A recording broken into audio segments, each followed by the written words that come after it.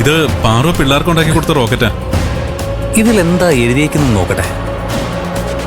അരവിന്ദേട്ടൻ എന്നോട് കത്തെന്നൊക്കെ പറഞ്ഞു.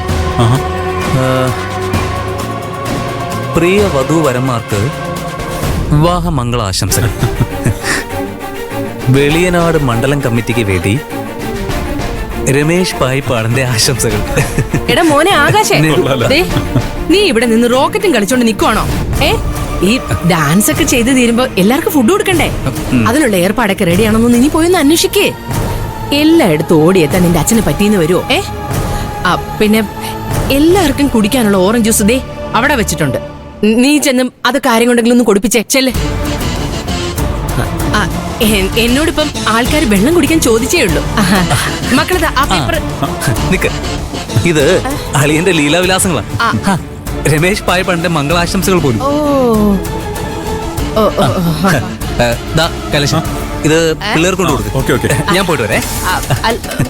അല്ല മോനെ, അതെ. അയ്യോ, പിള്ളേരുടെ ഒരു കാര്യം.